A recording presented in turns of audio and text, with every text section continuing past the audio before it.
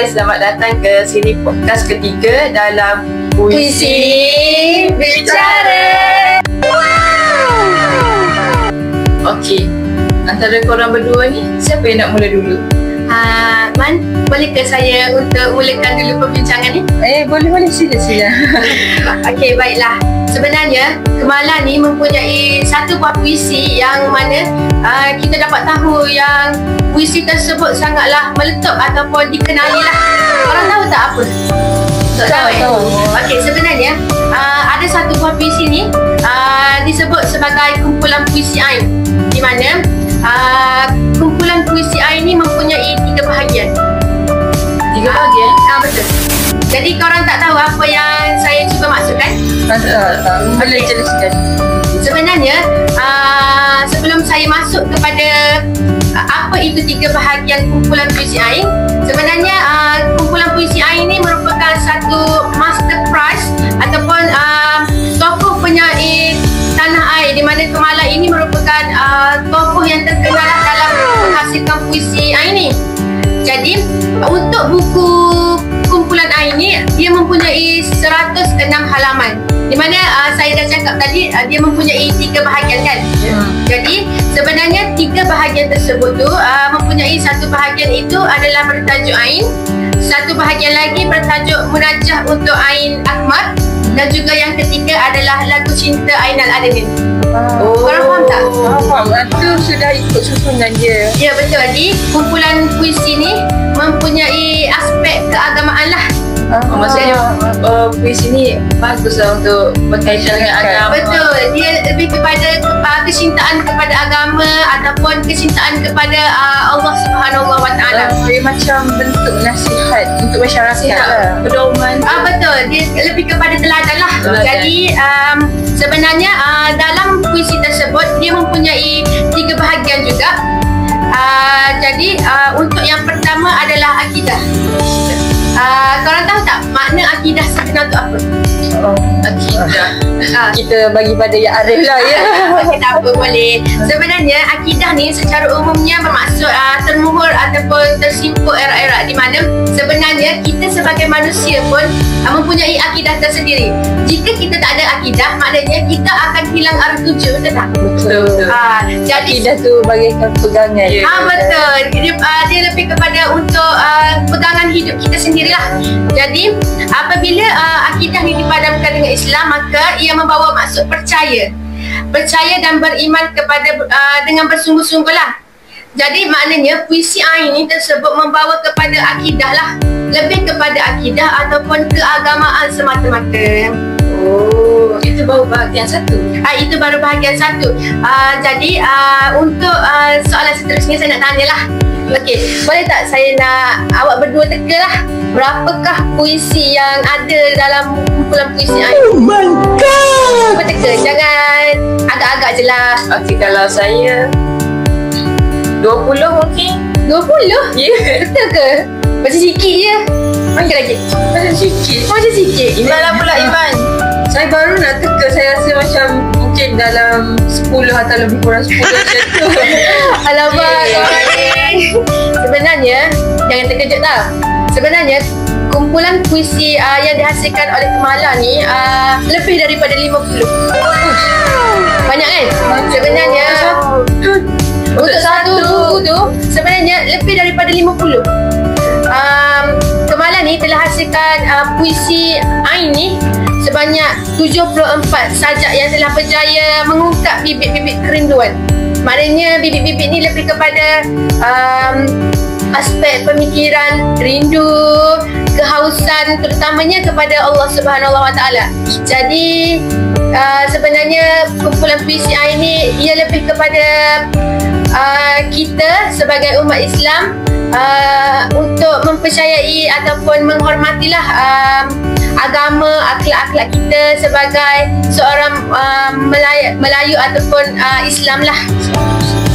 Jadi sebenarnya kumpulan puisi ni telah orang kata Kemala ni telah menyalurkan dengan rasa rindu ataupun penuh syahdu lah. Korang pernah dengar tak Kemala berpuisi? Jadi korang boleh tengoklah dalam YouTube ya. Sebenarnya kalau kita dengar Kemala ni berpuisi, sangatlah berpuitis. Jadi memang betul-betul bila kita dengar, kita akan rasa nak dengar lagi. Jadi setakat itu sahajalah saya mampu kongsilah kepada moderator dan juga panel tentang puisi Ain ni. Adakah yang nak tambah ataupun nak cakap lagi tentang kumpulan puisi yang dihasilkan oleh Kemala? Actually tak ada tapi kumpulan puisi Ain ni satu kumpulan puisi yang sangatlah menarik ya. Betul, sangat menarik lah. Okey, jomlah kita bahasakan tegak dulu ya panel-panel kita. Dahaga juga ni bercakap sampai kat sini. Terima kasih. Moderator sama Di moderator pun tak maaf juga.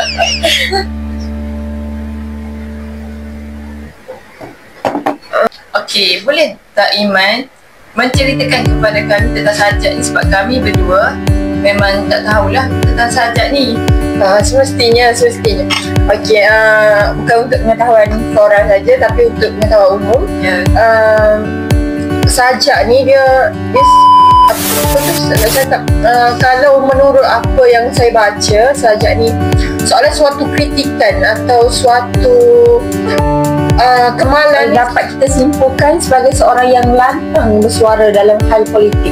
Walaupun beliau ni boleh dikatakan berada dalam dunia sastra, tapi beliau juga turut cakap lantang ataupun memberi suatu kritikan melalui caranya tersendiri. Okey, maaflah saya mencelah. Maknanya Kemala ni dia ni seorang yang tegaslah dalam membuat satu kritikan terhadap politik pada masa itu. Betul. Seorang yang tegas dalam memberikan suatu pendapat mengenai keadaan sekeliling beliau. Saya faham dah setakat tu. Moderator faham ke? Macam menung je buat tadi. Saya pun macam okey, saya akan cuba memahamkan. Cuba memahamkan. Tahu kalau dia tak faham boleh tanya. Okey, Iman boleh teruskan Boleh lagi. teruskan sebab saya macam menarik lah kisah ni. Saya nak dengar lagi. Macam menarik lah sebab ia melibatkan keadaan ekonomi. Ia macam orang Melayu ketika itu. Melalui sajak ni lah beliau telah mengkritik keadaan pentadbiran Melayu pada ketika itu. Apabila berlakunya rusuhan ataupun keadaan yang puncang kacir akibat pemesyaratan Tan Sri Anwar Ibrahim oleh Timbalan Perdana Menteri pada ketika itu, dan Malaysia juga pada ketika itu sedang mengalami era reformasi. Lepas tu sajak ni telah dideklamasikan oleh beliau ataupun telah dibaca oleh beliau di malam puisi pena di Rumah Persatuan Penulis Nasional hari Sabtu 6 November 1998. Menarik lah. Saya rasa saya nak dengar lah sajak dia tu. Boleh tak saya dengar sekarang? Ada contoh sajak. Boleh tak? Boleh tak? Saya tak sediakan pula ya. Saya rasa Orang nak suruh panel. boleh dengar dalam YouTube. Beliau boleh dikatakan nak dengar panel. Dengar dalam YouTube. Kena dengar Kemala lah yang sajak. Beliau seorang yang sangat berpuitis seperti yang dikatakan Najihah sebelum ni lah. Okey lah nanti dengar. Saya lagi lah nak dengar dua orang ni bersajak. Alamak. Sajak ni sangat menunjukkan kepribadian beliau yang lantang bersuara. Walaupun beliau boleh dikatakan berada dalam dunia berbeza, dunia sastra, tapi mengenai hal politik dan keadaan semasa juga beliau boleh dikatakan seorang yang berani. Sebab pada ketika itu seorang mana-mana yang membantah tak semua orang berani mengeluarkan pendapat masing-masing. Tak semua berani. Sebab ni kalau salah laku ataupun kita melakukan pembantahan pada ketika itu mungkin kita akan boleh ditangkap, tapi beliau tak. Beliau berani untuk mengemukakan pendapat beliau atau kritikan beliau mengenai pentadbiran Melayu pada ketika itu. Menariklah sajak awak ni. Saya rasa sekarang juga saya nak buka YouTube saya. Sebab saya suruh awak berpuisi tak nak pula. Kita bagi pada Sungguh Kemala seorang yang sebab tu saya yang sangat berani lah. sebab tu saya rasa saya nak dengar sebab ia ni lebih kepada politik lah. Macamnya kritikan terhadap politik pada masa itu. Sebab tu saya rasa tak sabarlah nak dengar. Saya ada satu lagi puisi lah. Yang mana kita boleh tengok buku kat depan tu. Depan sekali, iaitu meditasi. Oh my god! Boleh? Okey. Buku ni saya sediakan. Sebenarnya Ya. moderator sediakan ke? Tak moderator ni. Sebenarnya buku meditasi ni telah dihasilkan pada 1970 dan telah iaitu ataupun lebih kepada 1971 dalam lingkungan sebegitulah. Kumpulan puisi meditasi ni lebih kepada perkataan ataupun perkaitan tasawuf yang telah mengingatkan terhadap kekasih yang mengambil tempat penting dalam penciptaan puisi ini. Jadi unsur tasawuf ni korang boleh tengok ke macam mana? Maksudnya macam mana? Sebenarnya Yang saya tahu unsur tasawuf tu semestinya mengenai agama. betul, dia lebih kepada agama. Sebab tu saya dah cakap tadi untuk puisi Gemalan ni dia lebih kepada keagamaan. Di mana puisi meditasi ni sebenarnya membawa perjalanan seseorang untuk mencari pencarian untuk menemukan kekasihnya. Jadi dia lebih kepada kebangkitan kesedaran ataupun perjalanan seorang untuk mengenal diri. Maknanya dia lebih kepada kita untuk mengenal diri kita sendiri. Berbeza lah dengan apa ni, kumpulan puisi Ain. Walaupun dia tema keagamaan juga. Ya, betul. Berbeza. Dia nak kata berbeza tu taklah sangat sebab dua-dua mempunyai persamaan yang sama lah Mengenai agama. Agama, ya betul. Untuk yang dimaksudkan menemui kekasihnya ataupun mencari kekasihnya itu pencipta. Ya betul. Tak habis lagi ke podcast kita ni? Nampak lagi ke moderator? Ada lagi ke?